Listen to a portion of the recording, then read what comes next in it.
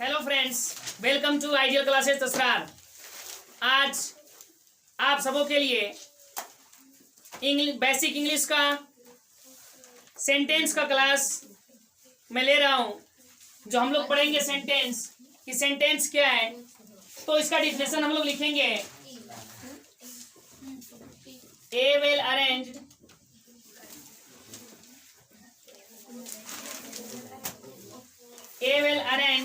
group of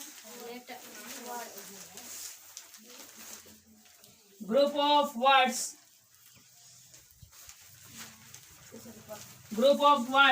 which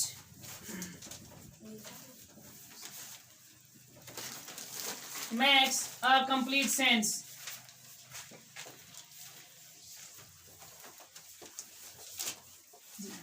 देखेंगे कि a well arranged group of words यानी कि ग्रुप ऑफ वर्ड्स का एक सुव्यवस्थित रूप यानी सजाया हुआ रूप, इसलिए लिखवाया गया है कि a well arranged group of words.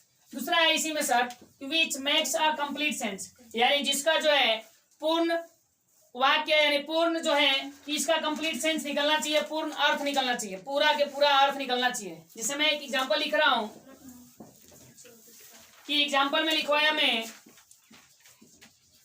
कि Lata is a good girl, Lata is a beautiful girl.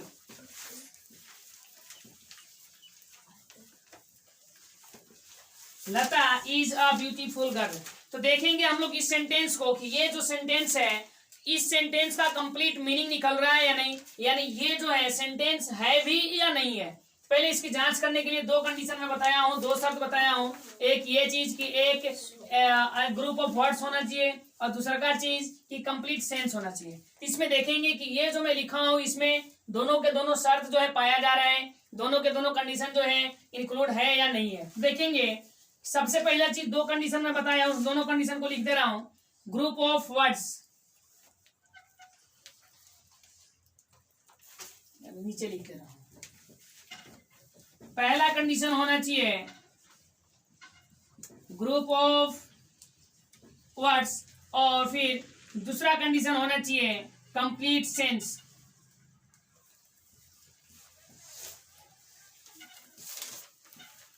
दूसरा कंडीशन है कंप्लीट सेंस।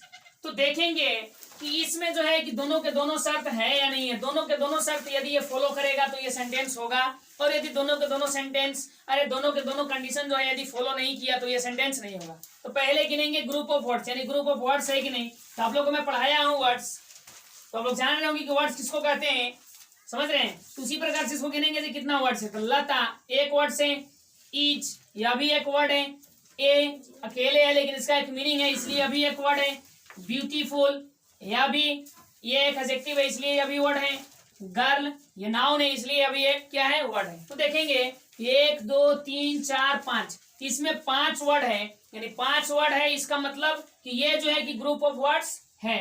तो ग्रुप ऑफ वर्ड्स ये क्या है, यानी एक रूल्स को इसने क्या किया, फॉलो किया। अब दूसरा रूल्स हम लोग देख लेंगे कि ये कंप्लीट सेंस निकाल रहा है या फिर कंप्लीट सेंस नहीं निकाल रहा है। तो देखेंगे हम लोग कंप्लीट सेंस के लिए हमेशा आप लोग लिखते मत रहिए, देखिए यहाँ पे बाद में लिखिएगा। अब इसका देखेंगे हम लोग दूसरा का जो मीनिंग है, दूसरा का जो इसका कंडीशन है, दूसरा जो शर्त है उसको देखेंगे। दूसरा शर्त जो है उसको फॉलो कर रहा है कि नहीं। देखेंगे कि Lata is a beautiful girl, इसका कोई मीनिंग होता है या नहीं होता है।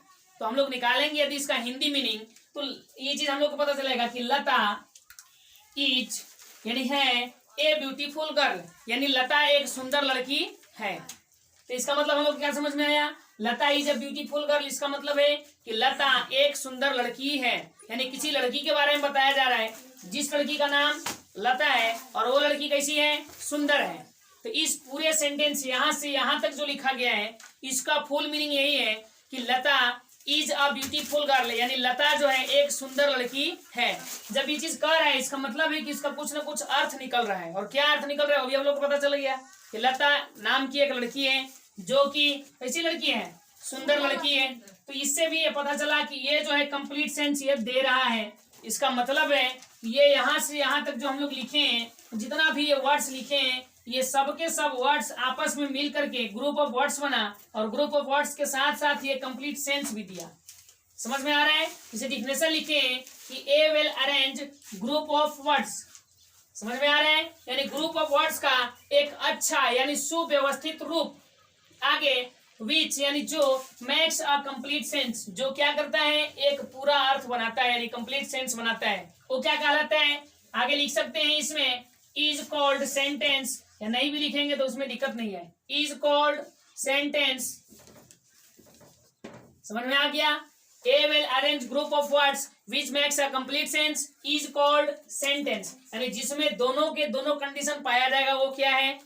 सेंटेंस है। आगे देख लेंगे एक और एग्जांपल से कि उसमें जो है कि दोनों के दोनों सेंटेंस है कि नहीं है। बिठा दें इसको।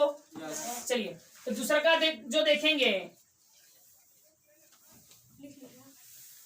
दूसरा मैं लिखा इसी के लिए लिख दिया मैं, is a Lata girl beautiful. अब इसको देखेंगे, ये एक सेंटेंस है कि नहीं है, तो ये दोनों के दोनों कंडीशन इसको भी देखेंगे, क्योंकि किसी भी सेंटेंस होने के लिए, किसी भी ग्रुप ऑफ वर्ड्स को सेंटेंस होने के लिए कितना कंडीशन जरूरी है? दो कंडीशन है। पहला कंडीशन का नाम group of words, group of words होना चाहिए, और दूसरा का कंडीशन कंप्लीट सेंस होना चाहिए। तो ध्यान रखिए इसमें ग्रुप ऑफ वर्ड्स है कि नहीं, गिनिए 1 2 3 4 5, इसमें टोटल वर्ड्स कितना? वर्ड की संख्या कितना है? 5 है। इसकी टोटल जब 5 वर्ड है, इसका मतलब साफ समझ में आ रहा है कि ये ग्रुप ऑफ वर्ड है कि नहीं है। जब एक से ज्यादा वर्ड हो जाएगा, समझ में आ रहा है, मोर देन 1 वर्ड आ जाएगा, तब उस वर्ड्स को हम लोग क्या कर सकते हैं? ग्रुप ऑफ वर्ड्स कह सकते हैं। तो यह ग्रुप ऑफ वर्ड्स है, यानी एक कंडीशन को इसने फॉलो किया। दूसरा कंडीशन देखेंगे कि कंप्लीट सेंस, कंप्लीट सेंस निकल रहा है कि नहीं निकल रहा है। तो is a Lata girl beautiful, is on है, कंप्लीट सेंस दे रहा है? नहीं दे रहा है। इसका मतलब ही पता नहीं है। क्यों नहीं पता है? क्योंकि एक सुव्यवस्थित नहीं है, इसको व्यवस्था नहीं किया गया, अच्छी से इसको सजाया नहीं किया है, इसको व्यवस्थित नहीं किया गया है, इसको अरेंज ठीक से नहीं किया गया है, इसलिए इसका जो है कंप्लीट सेंस नहीं। जब कंप्लीट सेंस नहीं निकल रहा है, इसका मतलब है एक को ये फॉलो किया, दूसरा को फॉलो नहीं किया, तो ये सेंटेंस हुआ कि नहीं हुआ? नहीं। इसलिए ये सेंटेंस नहीं। समझ गए? अब सर सेंटेंस क्यों नहीं है, तो क्यों नहीं है तो समझ में पहले जवाब मिल गया आप लोग को। दूसरा चीज, सेम वर्ड में वहां भी लिखा था, सेम वर्ड यहाँ भी लिखा हूं, दोनों के दोनों में क्या डिफरेंट है? तो ध्यान रखिए, इंग्लिश होने के लिए, इसका सुव्यवस्थित करने के लिए सबसे पहले होना चाहिए सब्जेक्ट, सब्जेक्ट के बाद क्या होना चाहिए? वर्ब। अब वर्ब जो है ध्यान रखिएगा, वर्ब में दो चीज होता है, एक हेल्पिंग वर्ब भी और एक मेन वर्ब भी, दोनों को ढंग से सुव्यवस्थित करना होगा। उसके बाद होता है अदर वर्ड। ये तीन चीज यदि ठीक से अरेंज किया हुआ है, सजाया हुआ है, सबसे पहले सब्जेक्ट, सब्जेक्ट के बाद वर्ब, उसके बाद अदर वर्ड। समझ में आया? तो इंग्लिश में सबसे पहले क्या लिखेंगे? फर्स्ट में लिखेंगे subject, after that verb, after that other word. यदि इसके अकॉर्डिंग कोई भी ग्रुप ऑफ वर्ड्स को अरेंज किया गया है, सजाया गया होगा, तब वो जो ग्रुप ऑफ वर्ड्स है क्या होगा? सेंटेंस होगा।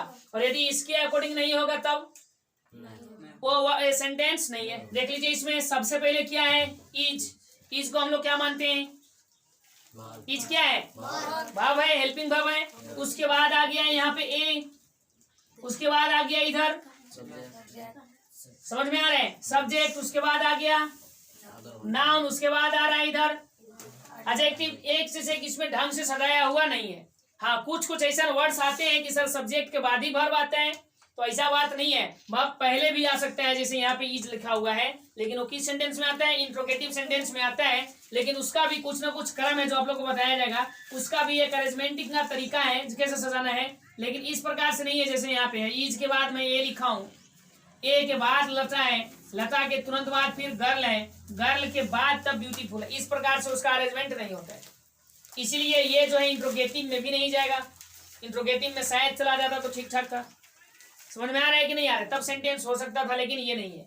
मेन चीज हम लोग इंग्लिश में मानेंगे कि क्या चीज, उसका क्या क्रम होना चाहिए, क्या व्यवस्थित, क्या अरेंजमेंट होना चाहिए, सब्जेक्ट, वर्ब और। आई होप आप लोग को ये समझ में आ रहा होगा। समझ में आया? समझ गए। आगे चलेंगे हम लोग सेंटेंस के अब काइंड्स के ऊपर। ये हम लोग का सेंटेंस का डिफिनेशन था, तो हम लोग पढ़ेंगे सेंटेंस का काइंड्स।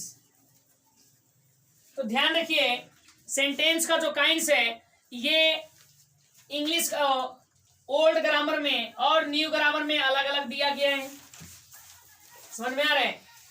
एक ओल्ड ग्रामर है, एक न्यू ग्रामर है, दोनों में क्या दिया गया है? अलग अलग सेंटेंस का काइंड्स दिया गया है। तो इसको मैं मान लेता हूं ओल्ड ग्रामर, मैं दोनों पढ़ा दे रहा हूं आप लोग को। एक क्या है ओल्ड ग्रामर मान लेंगे, और दूसरा का न्यू ग्रामर, जो अभी वाला ग्रामर में अब जो चलता है, अब जिसको मान्यता है।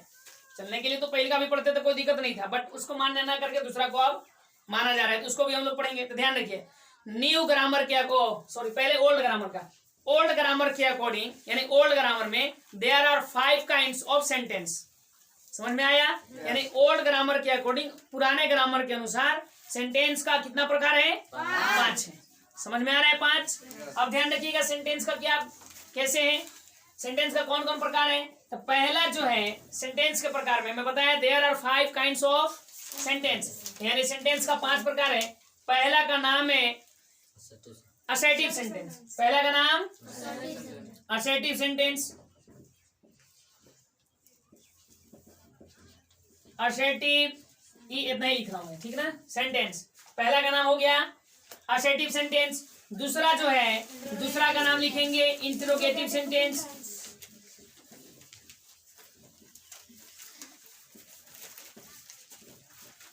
Interrogative sentence. अब थर्ड जो है तीसरा का नाम है इंपेरेटिव सेंटेंस।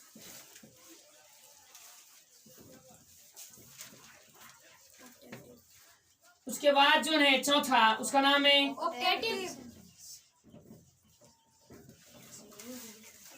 Optative sentence. उसके बाद है पांचवा एक्सक्लेमेटरी सेंटेंस।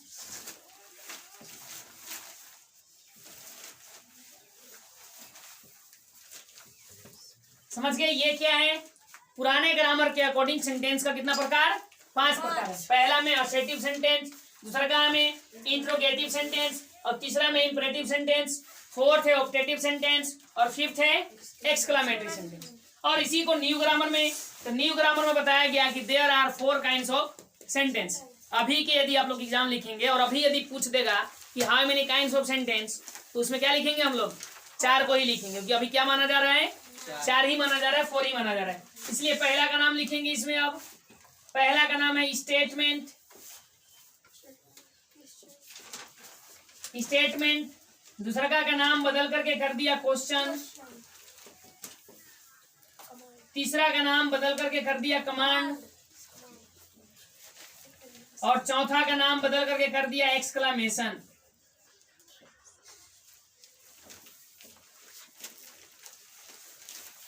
समझ में आ रहा है बात? पहला न्यू ग्रामर में क्या है? स्टेटमेंट। दूसरा का क्या है? क्वेश्चन। तीसरा क्या है? कमांड। और फोर्थ क्या है फिर? एक्सक्लेमेशन। अब ध्यान रखिए कि नया और पुराने वाले को किसका किसका कैसे कैसे कर दिया। ये नया सेंटेंस ही है या इसी के सेंटेंस को नाम बदल करके किया गया है? तो ध्यान रखिए, यही जो पुराने वाले जो सेंटेंस थे, जो पुराने वाले सेंटेंस का काइंड्स थे, उसी को नाम बदल कर क्या कर दिया गया? नया नाम रख दिया गया है। अब मिलाएंगे इसको। ये जो असर्टिव सेंटेंस अभी मैं पढ़ाऊंगा, टोटल असर्टिव, एक चीज को आप लोग को पढ़ाया जाएगा कि असर्टिव सेंटेंस किसको कहते हैं। तो जो हम लोग पुराने ग्रामर में असर्टिव सेंटेंस पढ़ेंगे, उसके साथ साथ पढ़ लेंगे कि उसी असर्टिव सेंटेंस को क्या बोला जाता है? स्टेटमेंट बोला जाता है। समझ गए? दूसरा चीज, उसके बाद इंट्रोगेटिव है। इसी इंट्रोगेटिव का न्यू ग्रामर में क्या कर दिया गया? नाम बदल के कर दिया गया क्वेश्चन।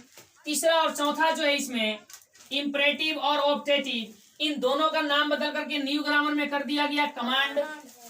समझ में आ रहा है? पुराने ग्रामर में अलग अलग था, इंपरेटिव अलग था और ऑप्टेटिव अलग था, बट अभी न्यू ग्रामर में क्या कर दिया गया? इसी दोनों का नाम चेंज करके क्या कर दिया गया? कमांड। अब नेक्स्ट जो फिफ्थ है एक्सक्लेमेटरी सेंटेंस, उसको न्यू ग्रामर में कर दिया गया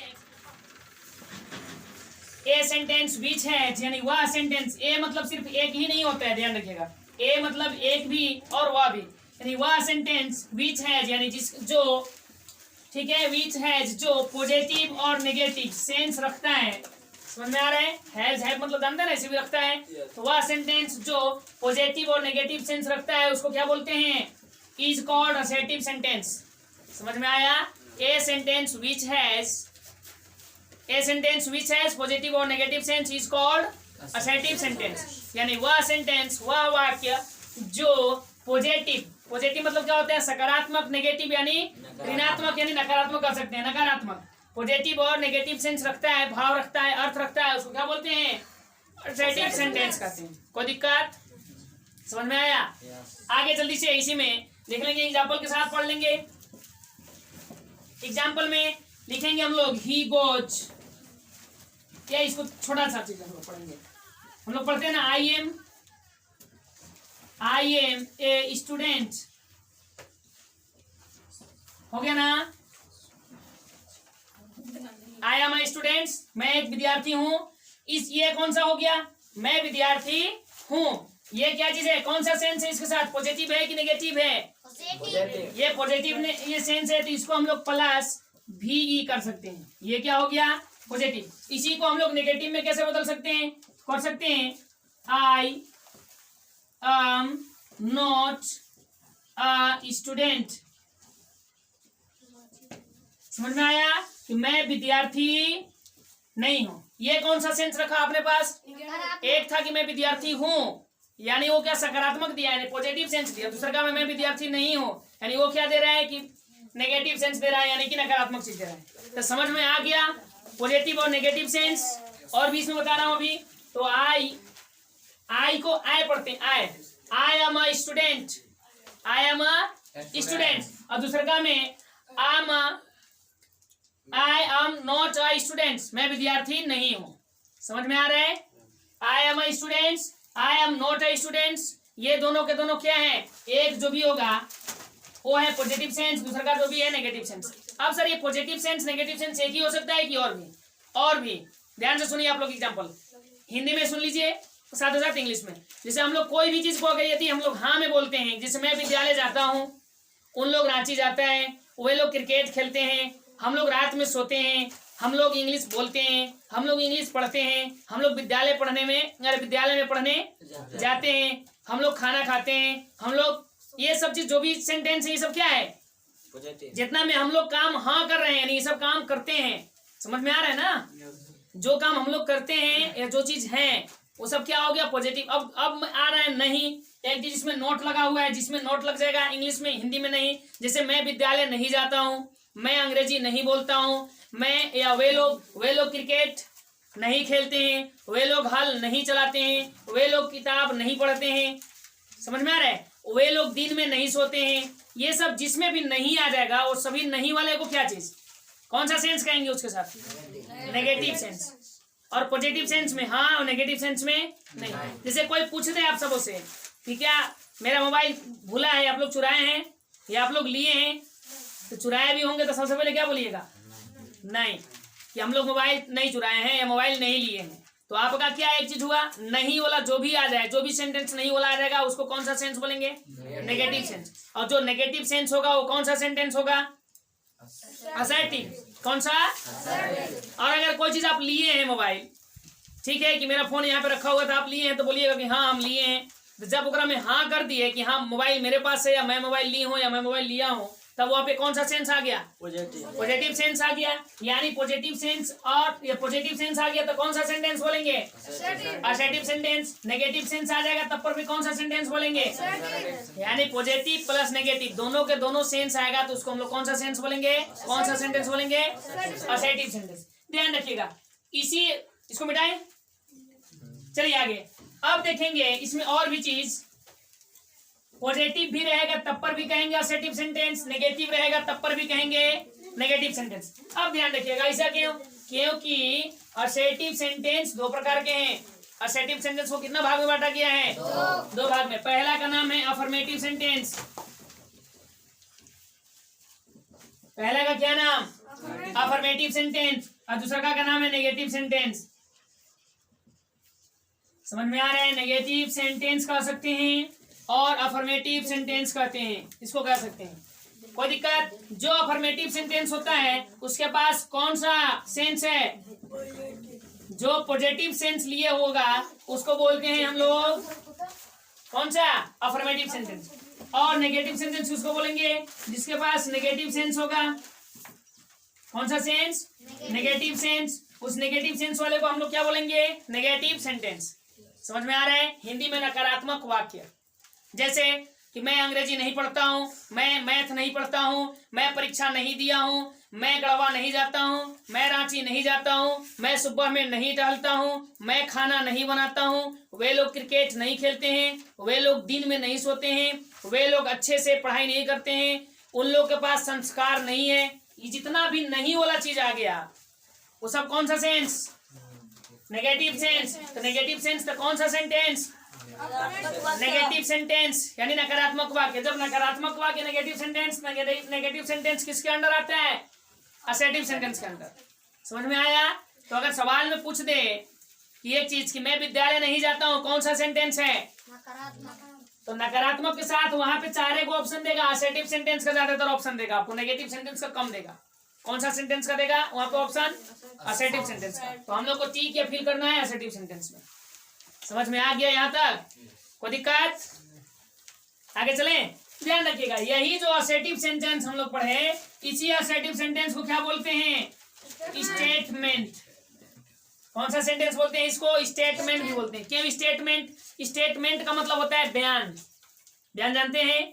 कोई भी स्टेटमेंट यदि हम लोग लेंगे तो वो स्टेटमेंट या तो पॉजिटिव में मिलेगा या तो नेगेटिव में मिलेगा। अब स्टेटमेंट मतलब क्या? मान लिया जाए, आप लोग देखते होंगे मूवी वगैरह में कि किसी को यदि कोई गवाह है और गवाह यदि कोई जख्मी है, वो जब हॉस्पिटल में भर्ती रहता है तो प्रशासन लोग, पुलिस लोग जाकर के वहां क्या करते हैं? उस भर्ती से यानी उस मरीज से क्या लेने जाते हैं? स्टेटमेंट लेने जाते हैं। स्टेटमेंट मतलब उसका बयान लेने जाते हैं। क्या बयान? कि तुमको किसने मारा, कौन मारा, कहाँ मारा, कैसे मारा, ये सब चीज पूछते हैं ना उससे। वो क्या लेने गया वहां पे? स्टेटमेंट। अब किसी आदमी को पहले से मुजरिम ठहरा रहा है पुलिस। समझ में आ रहा है? किसी मुजरिम को पहले से, अरे किसी आदमी को, किसी शख्स को पहले से पुलिस जो है वो क्या कर रही है? मुजरिम ठहरा रही है। तो अब जो किसके ऊपर है टोटल चीज, वो मुजरिम है या नहीं है? वो जो मरीज पड़ा हुआ है, तो उस मरीज से जाकर के स्टेटमेंट लिया जाएगा। तो स्टेटमेंट जो होगा, या तो उसका स्टेटमेंट पॉजिटिव होगा या तो उसका जो स्टेटमेंट है वो नेगेटिव होगा। जैसे पूछेगा उसे कि क्या तुमको इसी ने मारा है, तो बोलेगा कि हाँ मुझे इसी ने मारा है, या फिर कहेगा कि मुझे जो है इसने नहीं मारा है। तो अगर उसने पॉजिटिव या नेगेटिव जो भी उसका बयान तो ही वो होगा ना, या तो कहेगा कि मुझे इसने मारा है या फिर कहेगा मुझे इसने, या कोई भी चीज अपना बयान देगा। वो तो जो भी बयान होता है, जो भी स्टेटमेंट होता है, कितना ढंग का? दो प्रकार के। कितना प्रकार के? दो प्रकार के। एक नेगेटिव और दूसरा का अफर्मेटिव। समझ में आ गया? तो असर्टिव सेंटेंस को क्या करना है और दूसरा किस नाम से जानते हैं? स्टेटमेंट। असर्टिव सेंटेंस कितना प्रकार के? कौन कौन? अफर्मेटिव और नेगेटिव। समझ में आया बात? नहीं आया? चलिए नेक्स्ट दूसरा का जल्दी से लिखिए आप लोग। दूसरा सेंटेंस है कौन सा? Interrogative sentence. जल्दी से लिखिए। Interrogative sentence.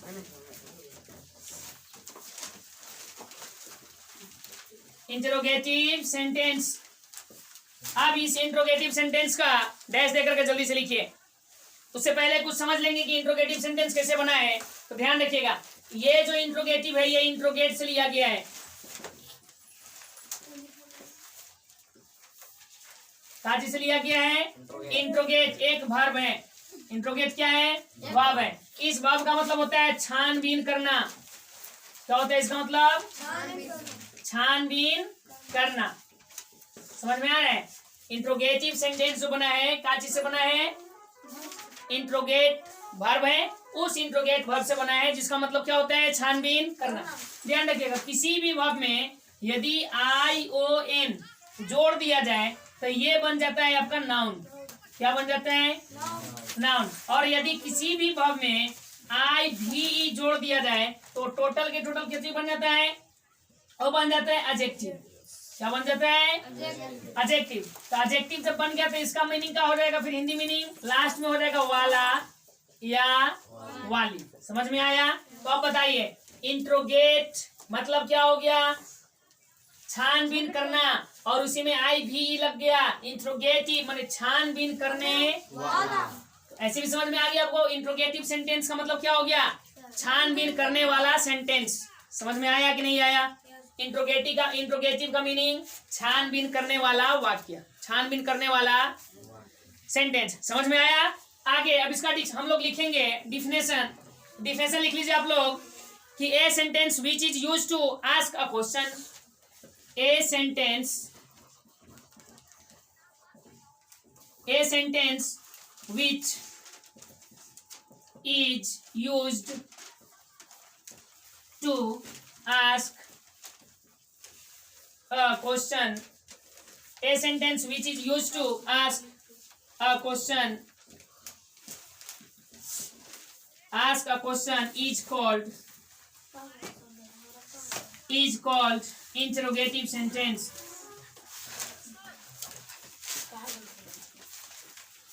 Is called interrogative sentence.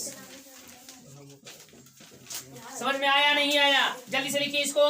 A sentence, इसको समझेंगे आप। ए सेंटेंस मतलब मैं बताया हूं, एक मतलब ए मतलब एक भी होता है, कोई भी होता है, वह भी होता है, यानी वह सेंटेंस विच इज यूज्ड, जिसका उपयोग टू आस्क यानी पूछने के लिए, क्या पूछने के लिए? एक क्वेश्चन पूछने के लिए किया जाता है।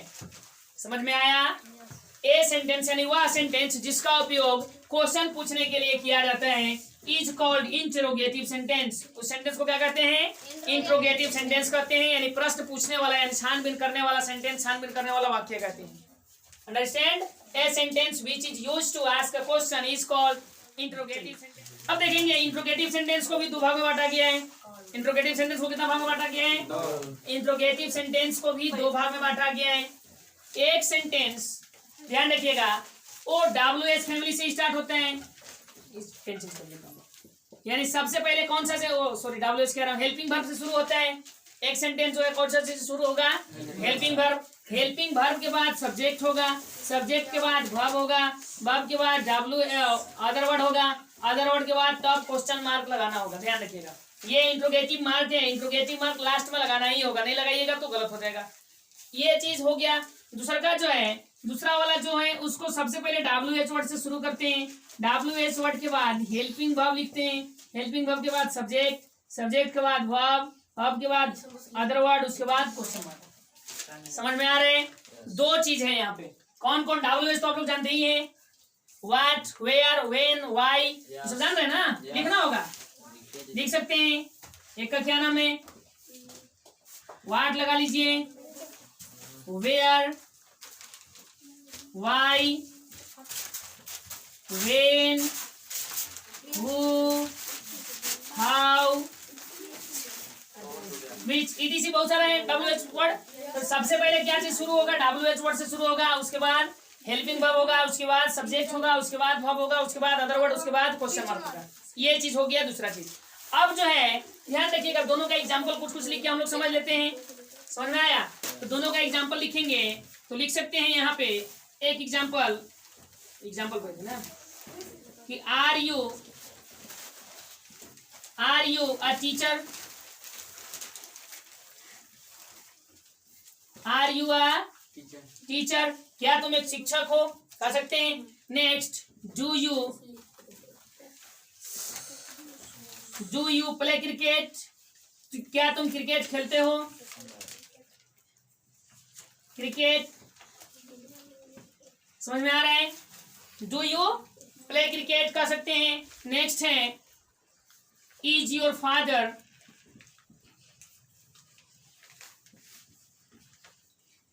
फादर अ डॉक्टर, क्या आपके पापा एक चिकित्सक है यानी डॉक्टर हैं? ये सब चीज हम लोग इसमें सवाल पूछते हैं। देखिए सबसे पहले क्या चीज से शुरू हुआ मैं बताया था। सबसे पहले क्या होगा? हेल्पिंग वर्ब, हेल्पिंग वर्ब के बाद यू योर फादर, क्या है ये सब? सब्जेक्ट, सब्जेक्ट के बाद वर्ब होगा तो मेन वर्ब, अब वर्ब नहीं है तो डायरेक्ट अदर वर्ड आ गया। इसमें वर्ब है प्ले, इसमें वर्ब नहीं है बाकी वाला में। यहाँ क्रिकेट है, अदर वर्ड इधर आ गया, ऑब्जेक्ट अदर वर्ड कह सकते हैं। अब ध्यान रखिए जो इस प्रकार के सेंटेंस होते हैं, ध्यान से पहले यहाँ देखिए, समझ में आ रहे हैं? जो इस प्रकार के सेंटेंस होते हैं कि सवाल पूछेगा कि are you a teacher, are you a students, या do you play cricket, is your father a doctor, ये सब जिसमें सवाल पूछा जा रहा है कि आर यू अ टीचर, क्या तुम एक शिक्षक हो? तो आंसर क्या चीज में दीजिएगा इसको? यस कि नो? आप लोग शिक्षक हैं तो कह दिए यस, तो नो ना। Are you a teacher? No. Next है डू यू प्ले क्रिकेट, क्या तुम क्रिकेट खेलते हो? इसका answer yes. Next is your father a doctor, क्या तुम्हारे पापा डॉक्टर हैं? नो। यानी कि इसका जो भी हम लोग आंसर दिए उसमें क्या चीज में आंसर दिए? यस या नो में दिए आंसर। क्या में दिए? यस या नो में इसको आंसर देते हैं, इसलिए इसको यस नो क्वेश्चन भी बोला जाता है। क्या बोलते हैं इसको? क्वेश्चन। दूसरा क्या चीज, इसका जो आंसर है शॉर्ट में देते हैं। शॉर्ट मतलब एकदम छोटा। मैं पूछ दिया कि आर यू ए टीचर, बोल देंगे नो, यानी एकदम आसानी से हो गया कि नहीं हो गया आंसर। इसलिए इसको कौन सा दूसरा नाम से जानते हैं? Short answer. शॉर्ट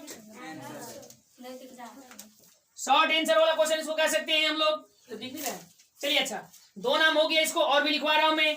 इसका आंसर जो है क्या चीज में दिया जाते हैं? नहीं दिख रहा है, चलिए यहां तक हो गया ना। इसको क्या बोलते हैं? यस नो क्वेश्चन कह सकते हैं या फिर शॉर्ट क्वेश्चन कह सकते हैं। शॉर्ट क्वेश्चन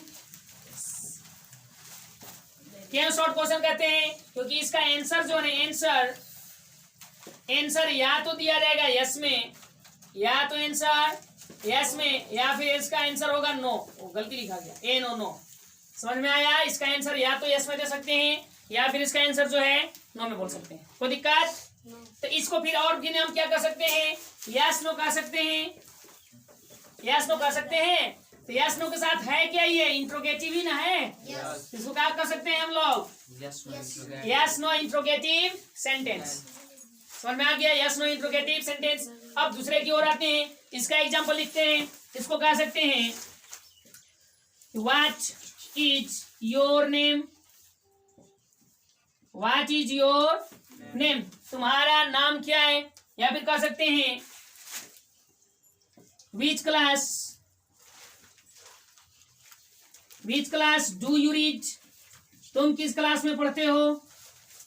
समझ में आ रहा है? तो बताइए व्हाट इज योर नेम, यह भी सवाल है कि नहीं है? Which class do you read, यह भी क्वेश्चन है कि नहीं है? व्हाट इज योर नेम, इसका मतलब हो गया तुम्हारा नाम क्या है। Which class do you read, यानी तुम किस क्लास में पढ़ते हो। ये सवाल है कि नहीं है?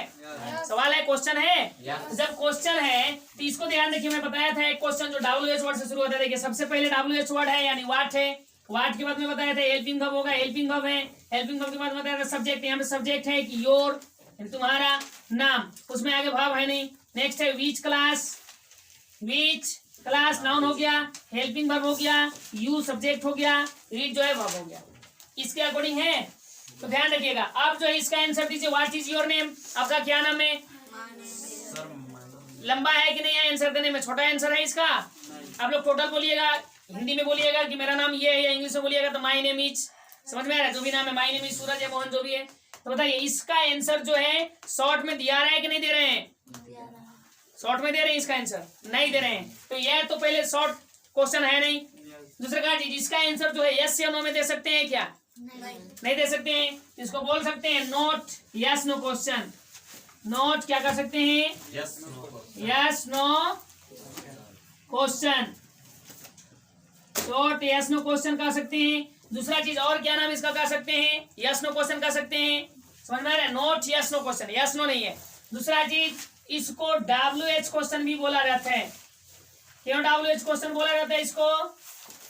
क्योंकि ये WH वर्ड से शुरू हो रहा है। इसका स्टार्टिंग कौन सी वर्ड से? WH वर्ड से शुरू हो रहा है, इसलिए इसको क्या बोलते हैं? WH क्वेश्चन भी बोलते हैं। ध्यान रखिएगा, कभी भी WH क्वेश्चन बताया जाए तो WH क्वेश्चन का मतलब आपके मन में क्या होना चाहिए? इसका फुल स्ट्रक्चर ही समझ में आ जाना चाहिए कि सबसे पहले WH word, after that helping verb, after that subject, after that verb, after that object या फिर अदर वर्ड। समझ में आया? यानी सबसे पहले WH वर्ड, उसके बाद हेल्पिंग वर्ब, उसके बाद सब्जेक्ट, उसके बाद वर्ब, उसके बाद अदर वर्ड। जहां भी WH वर्ड कहा जाए, WH क्वेश्चन कहा जाए, यानी नोट यस नो क्वेश्चन कहा जाए, उसका आपका मन में ये स्ट्रक्चर याद हो जाना चाहिए, आपका दिमाग में छप जाना चाहिए। जहां भी यस नो क्वेश्चन कहा जाए, यस नो क्वेश्चन के बाद ये वाला जो स्ट्रक्चर है, ये वाला दिमाग में आपका छप जाना चाहिए। समझ में आया बात? ये दोनों के दोनों स्ट्रक्चर। इसमें क्या है? सबसे पहले helping verb, after that subject, after that verb, after that other word. ये सबके सब आप सबको याद हो जाना चाहिए, प्लस पहचानने का तरीका भी। समझ गए? आई होप आप लोग को समझ में आ रहा होगा। जो लोग ऑनलाइन वाले हैं उन लोग से मैं रिक्वेस्ट करूंगा कि इस वीडियो को लाइक शेयर एंड सब्सक्राइब जरूर करें, ताकि जो विद्यार्थी फी की वजह से या फिर दूर होने की वजह से या फिर अच्छे कोई क्लास में ज्वाइन नहीं करने की वजह से यदि नहीं पढ़ पा रहे हैं तो वे सभी विद्यार्थी इस क्लास के माध्यम से ढंग से पढ़ाई कर सकें। धन्यवाद।